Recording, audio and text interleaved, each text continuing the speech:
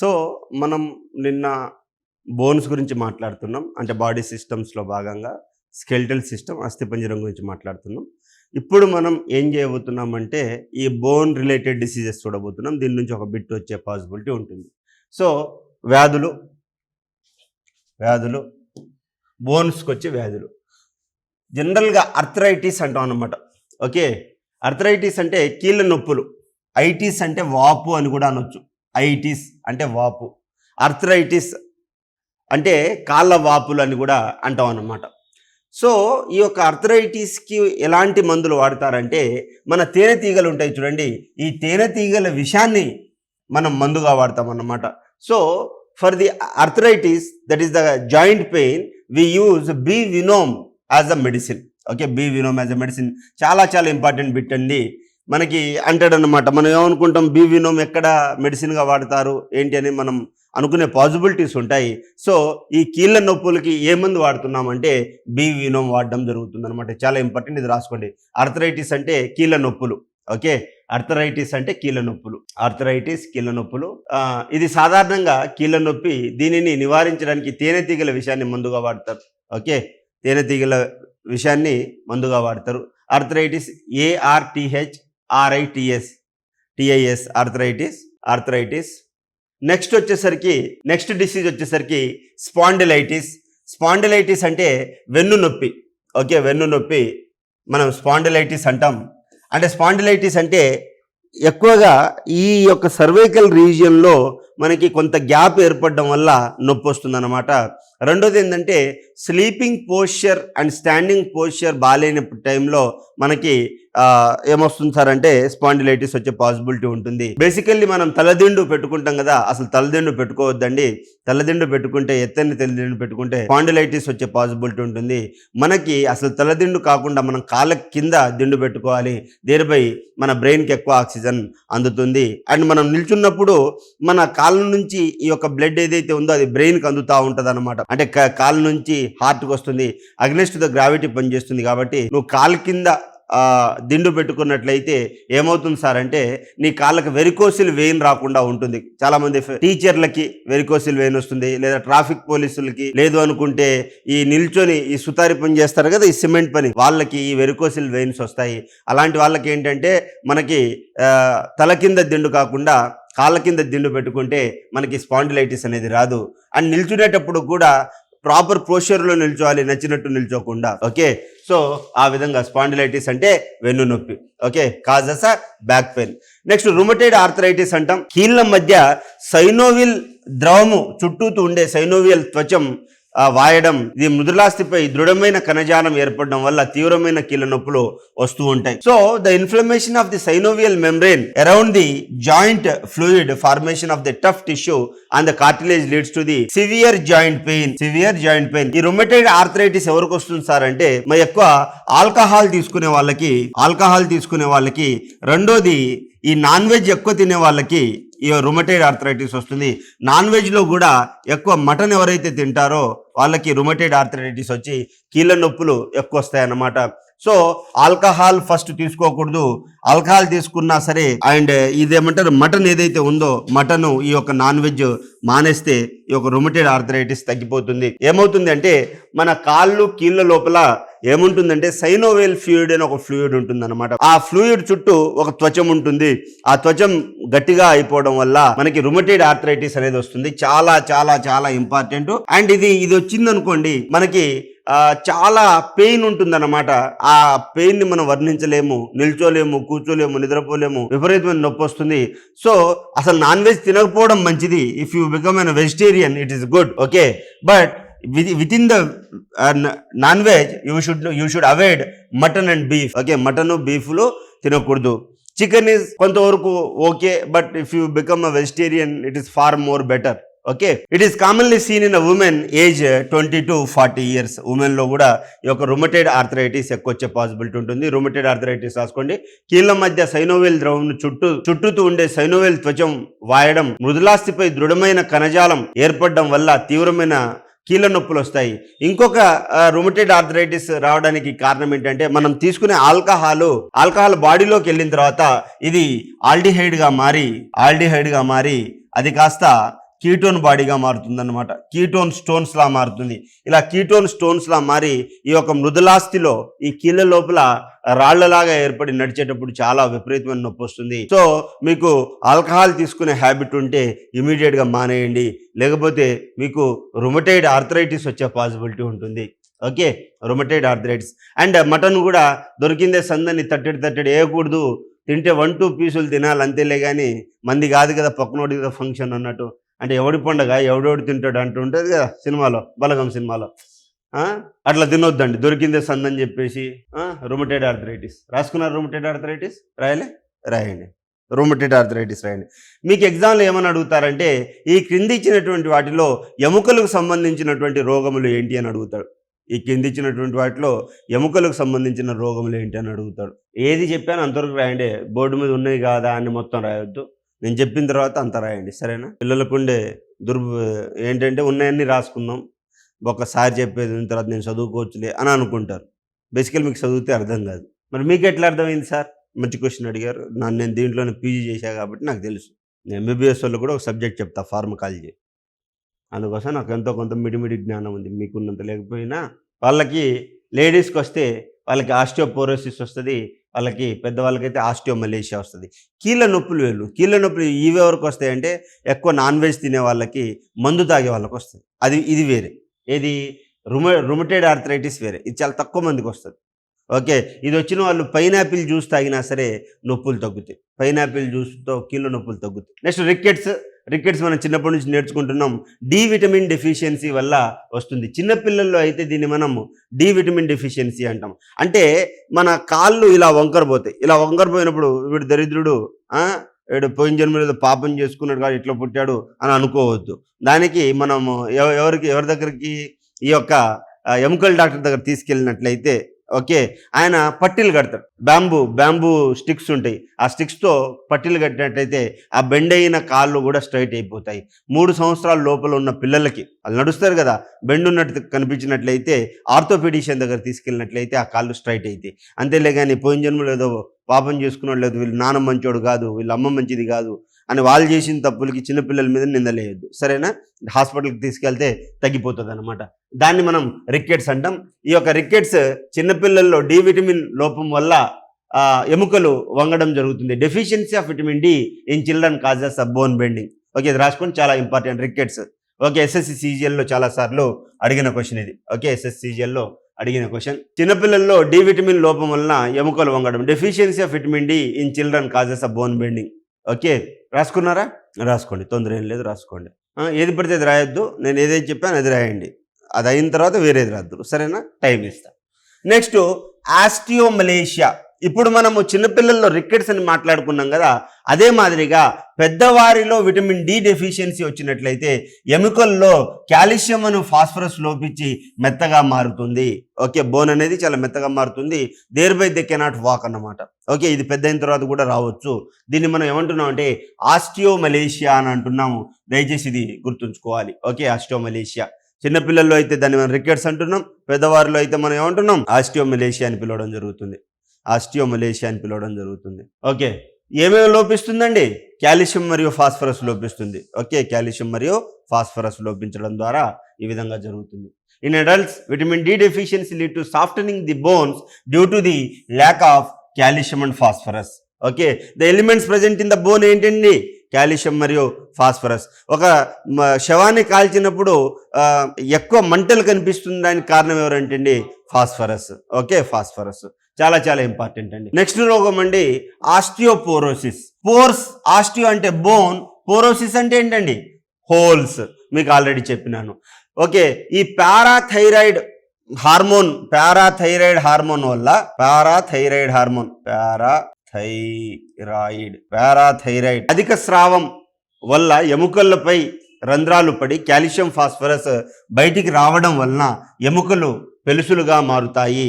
Excess parathyroid hormone secretion causes holes in the bone leading to loss of calcium phosphorus making the fragile. ఈ విధంగా ఎవరికైతే thyroid ఉంటుందో, parathyroid రోగం ఉంటుందన్నమాట, చాలా మందికి టెస్ట్ చేయిస్తే మనలో కూడా ఒకరికి ఇద్దరికి బయటపడుతుంది. ఏం చేయాలి థైరాయిడ్ రాకుండా ఉండాలంటే?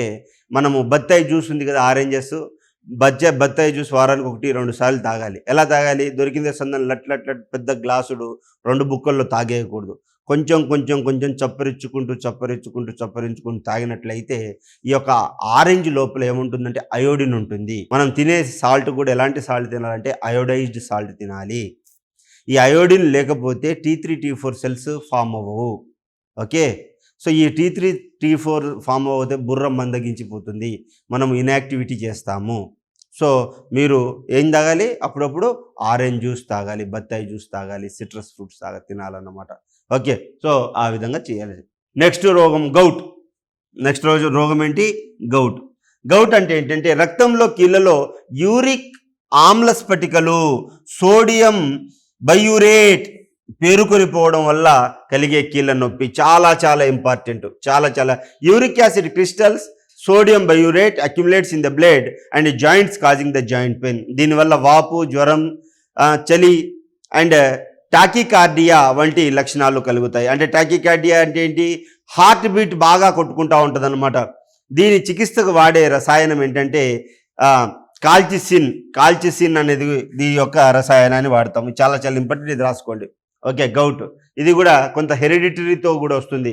అంటే అమ్మ నాన్నకుంటే మనకు కూడా వచ్చే పాసిబిలిటీ ఉంటుంది.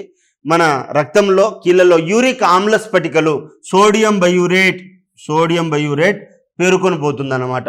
దీనివల్ల ఏంటి? గుండె ఎక్కువ కొట్టుకోవడం, ఓకే, జ్వరం రావడం, చలి జ్వరం రావడం, ఓకే, అంటే గుండె స్పీడ్గా కొట్టుకుంటున్నట్టు అనిపించడం, ఇవన్నీ జరుగుతాయి. వీటన్నిటిని గౌట్ అని అంటారు అనమాట. గౌట్ అని అంటారు. చాలా ఇంపార్టెంట్ అండి. ఓకే, చాలా ఇంపార్టెంట్. ఇవన్నీ ప్రీవియస్ ఇయర్ బిట్స్ SSC CGLలో, CHSLలో, SIలో, ఢిల్లీ పోలీస్లో ఇవన్నీ వీటన్నిటి మీద క్వశ్చన్లు అడగడం జరిగింది. సోడియం బయూరేట్ పేరుకొని పోవడం వల్ల కలిగే కీళ్ళ నొప్పి, దీనివల్ల వాపు, జ్వరము, చలి, టాకికార్డియా అంటే గుండె ఎక్కువ స్పీడ్గా కొట్టుకుంటే దానికి ట్రాకికార్డియా అంటాం. స్లోగా కొట్టుకుంటే దాన్ని బ్రాడికార్డియా అంటాం. ఓకే. ట్రాకికార్డియా, బాడీకార్డియా అంటాం. టాకికార్డియా వంటి లక్షణాలు కనబడుతుంది. దీనివల్ల చికిత్సకు వాడే రసాయనం ఏంటంటే కాల్చిసిన్. ఓకే, కాల్చిసిన్ చాలా ఇంపార్టెంట్. ఇది గ్రూప్ 1లో అడుగుతారు. గ్రూప్ 1 స్థాయి ఎగ్జామ్లో అడుగుతారు అనమాట. గ్రూప్ 1 స్థాయి ఎగ్జామ్లో అడగడం జరుగుతుంది. ఆస్టియో ఆర్థరైటిస్ కీళ్ళ మధ్య ఉన్న మృదులాస్థి నశించడం, సైనోవియల్ ద్రవం తగ్గడం వల్ల మనకి ఆస్టియో ఆర్థరైటిస్ వస్తుంది. ఆస్టియోపోరోసిస్ వేరు, ఆస్టియో ఆర్థరైటిస్ వేరు. కీళ్ళ మధ్య ఉన్న మృదులాస్థి నశించడం, సైనోవియల్ ద్రవం తగ్గడం ద్వారా ఇది వస్తుంది. The cartilage between the joint వీర్స్ away and synovial fluid reduces. మరి తగ్గకుండా ఉండాలంటే ఏం చేయాలి అంటే అప్పుడప్పుడు పాయా ఉంటుంది కదా, పాయా తాగాలన్నమాట. లేదు మీరు కూడా నాలాగా వెజిటేరియన్స్ అనుకోండి, మీరు ఏం చేయాలంటే మన సోయా ఉంటుంది కదా, రాజ్మా లాంటి తింటే ఇక్కడ మంచిగా ఉంటుంది. Next fluorosis. మీకు తెలుసు ఫ్లోరోసిస్ ఇది తెలంగాణలో ఉండేటటువంటి ఇండియన్ సొసైటీ చదివేటప్పుడు తెలంగాణ సామాజిక సమస్యల్లో భాగంగా మనము ఫ్లోరోసిస్ చదువుతాం. ఫ్లోరోసిస్ ఎందుకు చదువుతామంటే 0.8 to 1 మైక్రోగ్రామ్ పర్ లీటర్ కంటే ఎక్కువ, అంటే అంత అయితే లిమిటెడ్, అంటే అంతవరకు మనము ఫ్లోరైడ్ తాగొచ్చు. దానికంటే తక్కువ ఉంటే ప్రాబ్లం, దానికంటే ఎక్కువ ఉన్నా మనకు ప్రాబ్లం అనమాట. దానికంటే ఎక్కువ ఉన్నట్లయితే మనకు ఫ్లోరోసిస్ అనే ప్రాబ్లం వస్తుంది. నల్గొండ మరియు ప్రకాశం డిస్టిక్ల్లో ఈ యొక్క భూమి లోపల ఉండేటటువంటి భూమి పొరలో ఉండేటువంటి ఫ్లోరైడ్ వాటర్లో కలవడం వల్ల, మనం అది తాగడం వల్ల మన బోన్స్ అనేవి ఫ్రెజైల్గా అయ్యే పాసిబిలిటీ ఉంటుంది. సో అందుకోసమే ఒక టెక్నిక్ ఉంటుంది. ఆ టెక్నిక్ పేరు నల్గొండ టెక్నిక్ అని అంటారు. నల్గొండ టెక్నిక్ అంటే ఏంటంటే మనము స్ఫటిక ఉంటుంది కదా, పొటాష్ ఆల్మ్ అండ్ లైమ్ కలిపి ఒక మస్లిన్ క్లాత్లో వాటర్ని ఫిల్టర్ చేసినట్లయితే మనకి ఈ యొక్క ఏం రాదు, ఈ ఫ్లోరోసిస్ ప్రాబ్లం అనేది రాదు. సో తెలంగాణ ఆంధ్ర డివైడ్ అయ్యేప్పుడు మా నీళ్లు మా నియామకాలను అన్నాము. అప్పుడు మనం మాట్లాడతాం నల్గొండలోనే కృష్ణా రివర్ ఫ్లో అవుతూ ఉంటుంది, నాగార్జున సాగర్ ఉంటుంది, బట్ మేము దీనికోసం చూస్తున్నామని చెప్పడం జరుగుతుంది. ఆ టైంలో ఈ యొక్క నల్గొండ వాళ్ళు అప్పుడు వాజ్పేయి దగ్గరికి వెళ్ళి 100 కోట్ల రూపాయలు బిల్లు శాంక్షన్ చేయించుకుంటే ఆ డబ్బులు కూడా వైఎస్ రాజశేఖర రెడ్డి ఏం చేశారంటే రాయలసీమకు తీసుకెళ్ళిన, ఇవన్నీ మీరు తెలంగాణ మూవ్మెంట్ ఇండియన్ సొసైటీలో చదువుతారు. ఓకే, బట్ దాని బేస్ ఏంటి? బయాలజీ. ఓకే, సో ఇంత అప్లికేషన్ ఆఫ్ నాలెడ్జ్ మీకు అన్ని తెలుసు, బట్ ఒకసారి గుర్తు చేస్తున్నా. సరే, ఫ్లోరోసిస్. నీటిలో ఫ్లోరిన్ అధికంగా ఉండడం వల్ల దంతాలు పసుపు రంగులో మారుతాయి, ఎముకలు వికృత రూపంలో మారడం జరుగుతుంది, పళ్ళకు గార ఏర్పడుతుంది. అందుకోసమే నువ్వు నవ్వావనుకో, అని నవ్వావనుకో, మీది ఏ ఊరో ఉత్తగా చెప్పొచ్చు అన్నమాట. ఓకే, మీది ప్రకాశమా, మార్కాపురమా, ఒంగోలా, ఎక్కడనేది యూజీగా చెప్పొచ్చు మనం. దీనే మనం ఫ్లోరోసిస్ అంటాము. Excess fluoride in water causes yellow in teeth and bone deformities and dental mottling అని అంటాం. అయితే దాంతోపాటు మదర్ ఊంబులో ఏంటి బేబీ ఉన్నప్పుడు మదర్ కనుక టెట్రాసైక్లిన్ అనే ఒక యాంటీబయాటిక్ వేసుకున్నా సరే మన పుట్టబోయే బిడ్డకి గారలు ఏర్పడతాయి అన్నమాట. Okay, by the process of chelation, స్టీరియోకెమిస్ట్రీలో వస్తుంది. మీకు ఇంత నాలెడ్జ్ అవసరం లేదు, మీకు ఊరికే చెప్తున్నా అంతే. ఇది రాసుకోండి. ఓకే, ఆస్టియో ఆర్థరైటిస్ రాసుకోండి, ఫ్లోరోసిస్ రాసుకోండి. సో మీకు ఇంతకుముందు చెప్పినట్టుగా national council for rural institution according to and WHO ప్రకారం ఒక మనిషి ఎంత ఫ్లోరిన్ తీసుకోవాలి అంటే 1 mg పర్ లీటర్ వరకు తీసుకోవచ్చు. 1 mg పర్ లీటర్ వరకు తీసుకోవచ్చు, లేదా 0. ఇంతకుముందు మీకు నేను చెప్పినట్టుగా 0.8 mg నుంచి 1.2 mg లీటర్స్ వరకు కూడా మనం తీసుకోవచ్చు. ఇది నార్మల్ రేంజ్. ఇది ఎగ్జామ్లో అడిగారు, ఇంతకుముందు గ్రూప్ 2 ఎగ్జామ్లో అడిగారు. సో ఈ పాయింట్ చాలా ఇంపార్టెంట్. ఎందుకు ఇంపార్టెంట్ నీకు? ఇది నీకు తెలంగాణ మూవ్మెంట్లో వస్తుంది, ఇది నీకు ఇండియన్ సొసైటీలో వస్తుంది. కాబట్టి మీకు అర్థమవుతుందా? నేను మీకు బయాలజీ ఒకటే చెప్పట్లే, బయాలజీని పాలిటీ, హిస్టరీ, ఎకానమీ, జాగ్రఫీ అన్ని సబ్జెక్ట్స్తో ఇంటర్లింక్ చేస్తున్నాను. సో మీరు నా క్లాసులు తప్పకుండా ప్రతిరోజు ఫాలో అయినట్లయితే మీకు అన్ని సబ్జెక్టుల మీద పరిపక్వత వస్తుంది. సార్ మీకు అన్ని సబ్జెక్టులు ఎట్లొచ్చు సార్? మంచి క్వశ్చన్ అడిగారు. ఎందుకంటే నేను ఒక్కొక్క ఇన్స్టిట్యూట్లో ఒక్కొక్క సబ్జెక్ట్ చెప్తాను. సో మ్యాక్సిమం ఉన్న అన్ని సబ్జెక్టులు నేను టీచ్ చేస్తాను. కాబట్టి నేను మీరు మన ఎపిటోమ్ IAS యూట్యూబ్ ఛానల్లో చూడండి, నా ఎస్ఏలు చెప్పినవి ఉంటాయి, అన్నీ చెప్పినవి ఉంటాయి అన్నమాట. సో మీకు కనబడతాయి అన్నమాట. ఓకే, దగ్గర ఈ సంవత్సరం 35 మందికి మన స్టూడెంట్స్కి గ్రూప్ 1 వచ్చినాయి. ఓకే, మనం మెంటర్షిప్ ఇచ్చిన వాళ్ళకి 35 మందికి వచ్చినాయి అనమాట, గ్రూప్ 1 వచ్చినాయి. సో ఇక్కడ నేను ఏం చేసిన ఫ్లోరోసిస్ అదే నేను బయాలజీ టీచర్ అనుకోండి, నేను బయాలజీ రిలేటెడ్ చెప్తా. అది నీకు అవసరమా? అవసరం లేదు. నీకు ఏం కావాలి అంటే ఎగ్జామ్కి ఏ విధమైనటువంటి అవగాహన కావాలో ఆ విధమైనటువంటి ఇన్ఫర్మేషన్ ఇస్తుంది అన్నమాట. అర్థమైంది కదా? నీటిలో ఫ్లోరిన్ అధికం కావడం వల్ల దంతాలు పసుపు రంగులో మారుతాయి. ఓకే, దీన్ని మనము డెంటల్ ఫ్లోరోసిస్ అంటాము. వెరాజ్ బోన్కి వస్తే ఆస్టియోఫ్లోరోసిస్ అంటాం అన్నమాట. దాంతోపాటు ఈ యొక్క మృదులాస్థి ఏదైతే ఉందో అది కూడా వీక్ అయిపోయే పాసిబిలిటీ ఉంటుంది. దాన్ని కార్టిలేజ్ కూడా ఫ్లోరోసిస్ వచ్చే పాసిబిలిటీ ఉంటుంది. కార్టిలేజ్ కూడా ఫ్లోరోసిస్ వచ్చే పాసిబిలిటీ ఉంటుంది. నెక్స్ట్ ఆస్టియోసార్కోమా, ఇది ఎముకలకు వచ్చే క్యాన్సర్. సార్కోమా అన్న పదం ఎప్పుడైతే వింటారో అది క్యాన్సర్ అని గుర్తుంచుకోవాలి. ఆస్టియో అంటే బోను, సార్కోమా అంటే ఏంటి? క్యాన్సర్. ఓకే, ఆస్టియోసార్కోమా ఇది ఎముకలకు వచ్చే క్యాన్సర్. ఎముకల్లో అసాధారణ కణాల పెరుగుదల కనబడును. చూడండి ఏమవుతుందంటే, what do you mean by cancer? Cancer అంటే what do you mean by cancer? Cancer అంటే uncontrolled proliferation of cell division is a cancer. Uncontrolled proliferation of cell division. Uncontrolled proliferation of cell division is a cancer. అంటే మనకు ఈ యొక్క cells ఏవైతే ఉన్నాయో cell యొక్క cycle ఉంటుంది అన్నమాట. ఏమని?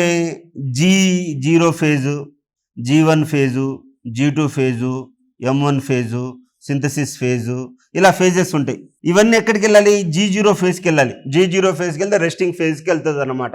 అలా వెళ్తేనే మనకి కంట్రోల్ ప్రొలిఫరేషన్ జరిగినట్టు. కానీ మనకి ఏమవుతుందంటే ఈ యొక్క సెల్ సైకిల్ ఏదైతే ఉందో ఆ సెల్ సైకిల్లో కంట్రోల్ ఉండదు.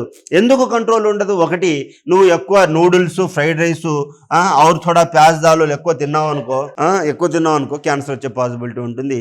రెండోది, బావర్చి బిర్యానీ దండిగిస్తుండే 20 రూపాయలు 30 బిర్యానీ ఇస్తుండని తింటూ కూర్చున్నావు అనుకో, నీకు క్యాన్సర్ వచ్చే పాసిబిలిటీ అత్యధికంగా ఎక్కువ ఉంటుంది అన్నమాట. ఓకే, సో అది విషయం. దీన్ని మనం అయితే ఈ యొక్క uncontrol proliferation of cell division దేంట్లో జరిగితే? బోన్లో జరిగితే దాన్ని మనం ఆస్టియోసార్కోమా అని పిలుస్తున్నాము. అదే అంటున్నాను, ఇది ఎముకలకు వచ్చే క్యాన్సరు. ఎముకల్లో అసాధారణ కణాల పెరుగుదల కనబడును. So this is the bone cancer. It involves abnormal growth of the cell in the bone. So దీనికి ఏం వాడుతున్నారు? Strontium is used to treat the bone and prostate cancer and some extent. Okay, strontium. Okay, ఇప్పుడు మనకి ఏమంటారు, ఫీమేల్కి అయితే ovarian cancer వస్తుంది. And ఇప్పుడు మీకు తెలుసు మన ఇండియా అనేది బ్రెస్ట్ క్యాన్సర్కి మరియు సర్వైకల్ గర్భసంచి క్యాన్సర్కి కొన్ని సంవత్సరాల్లో క్యాపిటల్ సిటీ అవ్వబోతుంది అన్నమాట. అంటే capital of the bone can the breast cancer and cervical cancer become India. What is the mother land of the cancer? Australia is the mother land of cancer అన్నమాట. So అప్పుడు ఏం జరుగుతుంది? జనరల్గా vaccines ఉంటాయి, మీరు కూడా వ్యాక్సిన్ చేయించుకోవచ్చు. అబ్బాయిలకు వచ్చే క్యాన్సర్ పేరు ఏంటంటే ప్రోస్టేట్ క్యాన్సర్ వస్తుంది అన్నమాట. ఓకే, ప్రోస్టేట్ గ్లాండ్ ఉంటుంది మన శరీరంలో. ఓకే, సో అక్కడ ఇది గామా కిరణాలను విడుదల చేసి ఎముకలను నొప్పి తగ్గిస్తుంది. స్ట్రాంటియం అనేది ఏంటి? మెటల్. ఇది స్ట్రాంటియం. మీరు పీరియాడిక్ టేబుల్లో స్ట్రాంటియం అని చదువుతారు, ఆ స్ట్రాంటియంని వాడతారు. సో చాలా ఇంపార్టెంట్, ఇది రాసుకోండి. ఇది ఆస్టియోసార్కోమా అనేది రాసుకోండి. స్ట్రాంటియంని వాడతారు ప్రోస్టేట్ క్యాన్సర్లో. రాసుకుంటారా? బోన్ క్యాన్సర్లో వాడేటటువంటి మెటల్ ఏంటంటే స్ట్రాంటియం. ఓకే, మీకు చాలా ఇంపార్టెంట్ బిట్లు ఇస్తున్నా, ఏ రోజు ఆ రోజు చదవకపోతే చాలా పెద్ద లావు పుస్తకం అవుతుంది. దాని తర్వాత దేనికి పనికిరాకుండా పోతారు మీరు. Okay, next Blount disease. Next వచ్చేసరికి బ్లౌంట్ డిసీజ్. ఇది టిబియా, షిన్ బోన్. మనకి ఇక్కడ షిన్ బోన్ పెయిన్ వస్తుంది కదా. ఓకే, షిన్ బోన్ రన్నింగ్ ఎక్కువ చేసినప్పుడు షిన్ బోన్ పెయిన్ వస్తుంది. ద బౌంట్ వ్యాధి. ఇది టిబియా, షిన్ బోన్ లోపలికి వంపును చూపే పెరుగుదల లోప వ్యాధి. The growth disorder wear the Shin bone bends inward. అంటే బేసికలీ షిన్ బోన్ అనేది బయటికి బెండ్ అవుతుంది. మీరు కాలు చూసినట్లయితే ఇది బయటికి బెండ్ అవుతుంది, ఇది లోపలికి బెండ్ అయితే అర్థమవుతుందా? ఈ బోను బయటికి బెండ్ అవ్వాలి. బెండ్ అయితే నువ్వు నిలబడుతావు. అది లోపలికి బెండ్ అయితే ఫట్టని ఇరిగిపోతాయి, గ్రావిటీ. సో బాడీ మొత్తం దాని మీద ఉంటుంది కదా, దాన్నే బౌంట్ వ్యాధి అంటారు, బౌంట్ డిసీజ్ అంటారు అనమాట. బౌంట్ డిసీజ్ రాసుకోండి. షిన్ బోను బయటికి అంటే అటువైపు. ఓకే, బ్లౌంట్ వ్యాధి. నెక్స్ట్ వచ్చేసరికి అటాప్సీ అంటే ఏంటంటే మనము ఈ పోస్ట్ మార్టం చేస్తాం చూడండి. పోస్ట్ మార్టాన్ని టెక్నికల్గా అటాప్సీ అని అంటాం అన్నమాట. మీరు ఇన్స్టాగ్రామ్లో అక్కడిక్కడ యూట్యూబ్లో రీల్ చూస్తూ ఉంటారు అనమాట. ఒక నార్త్ ఇండియాలో ఒక ఆవిడ పోస్ట్ మార్టం చేస్తూ ఉంటుంది అనమాట. పోస్ట్ మార్టం చేస్తుంటే అప్పుడు ఒక ఇంటర్వ్యూలో అడుగుతారు అనమాట, నీకేమైనా యాదృచ్ఛికమైనటువంటి ఇన్సిడెంట్ ఏమైనా జరిగాయా అని చెప్పేసి అడిగితే ఆవిడ అంటది అనమాట. ఏమని అంటదంటే, నేను ఒక అతన్ని కోస్తూ ఉంటే వాడు లేచి కూర్చున్నాడు, అంటే ఒకటి తని నువ్వు ఆల్రెడీ చచ్చిపోయినావు అని చెప్పేసి, అర్థమైందా? నువ్వు ఆల్రెడీ చచ్చిపోయినావు, ఇలా నువ్వు లేవకూడదు అని చెప్పేసి చెప్పింది అనమాట. అంటే ఇండైరెక్ట్గా ఆవిడ ఇంకా మర్డర్ చేసేసినట్టు. అంటే బతుకున్నోడినే ఇప్పుడు చాలామంది, ఇప్పుడు పెద్ద యాక్సిడెంట్ జరుగుతుంది, ఒక 10 మంది చనిపోయారని అనుకుంటారు, అందరినీ చూడరు. 9 మంది చనిపోతారు, ఒకడు బతికే ఉంటాడు లోపల. అందరికీ చేసి పోస్ట్ మార్టం చేస్తుంటే వాడిని కూడా బతుకున్నోడిని కూడా కోసేస్తే వాడు అమ్మ అని లేచేసరికి నువ్వు చచ్చిపోయి ఆల్రెడీ ఫట్ అని దాన్ని ఆడిని కూడా పోస్ట్ మార్టం చేసేసింది అన్నమాట. సో ఈ విధంగా చేస్తే దాన్ని అటాప్సీ అంటాం. ఆ విధంగా చేస్తే దాన్ని అటాప్సీ అనరు, ఎవరైనా చనిపోతే ఓకే దాన్ని అటాప్సీ అంటాం. సో పాథాలజిస్టు చేయు పోస్ట్ మార్టంను పరీక్షను అటాప్సీ అంటాము. The post mortem examination conducted by pathologist is called autopsy. దీని ఉద్దేశం ఏంటి? అది సహజ మరణమా లేదా హత్య చేశారా అని తెలుసుకోవడం కొరకు, గాయాల మూలం కనుగొనడం, మరణించి ఎంత కాలం అయిందో గుర్తించడం. So the post mortem examination conducted by the pathologist is called autopsy. What is the purpose of the autopsy? To determine whether the death is natural or homicide. To find the cause of the injuries and estimate the time since death. అంటే చనిపోయి ఎంతసేపు అవుతుంది అనేది. ఇప్పుడు for example నేను ఒకరిని చంపుతా, ఎలా చంపుతా? చంపేటప్పుడు నేను ఇట్లా చంపుతా. ఇట్లా చంపానంటే దాని అర్థం ఏంది? నా స్ట్రోక్ పైనుంచి కిందికి వస్తుందని. ఓకే, అది నేను ఇట్లు చంపిన. ఎందుకంటే నేను రైట్ హ్యాండెడ్ కాబట్టి. అదే శరీరంలో ఇటువైపే చంపాలనుకుంటే అప్పుడు నేను ఇట్లా చంపుతా. ఎందుకు? ఇప్పుడు ఇట్లా వచ్చింది కాబట్టి ఇది ఇట్లా వెళ్ళదు, ప్రెషర్ తగ్గుతుంది. అయితే లెఫ్ట్ హ్యాండెడా రైట్ హ్యాండెడా అనేది తెలుస్తుంది. నువ్వు గుచ్చేటప్పుడు ఫస్ట్ ఎక్కడైతే గుచ్చుకుందో అక్కడ ఎక్కువ లోపల పోటు పోతుంది, అలా కిందికి వస్తున్న పోటు తగ్గుతుంది అనమాట. సో దాన్ని బట్టి వాడు లెఫ్ట్ హ్యాండెడా రైట్ హ్యాండెడా, వాడు ఎలాంటి కత్తి వాడాడు, గొడ్డలి వాడా, అవన్నీ తెలుస్తాయి అన్నమాట. ఓకే, సహజ మరణమా లేదా హత్యనా అనేది తెలుసుకోవడం కొరకు, గాయాలకు మూలం కనుక్కోవడం, మరణించి ఎంతకాలం అయిందో గుర్తించడం, ఇవన్నీ దేని ద్వారా అటాప్సీ ఎగ్జామ్లో అడుగుతాడు అన్నమాట.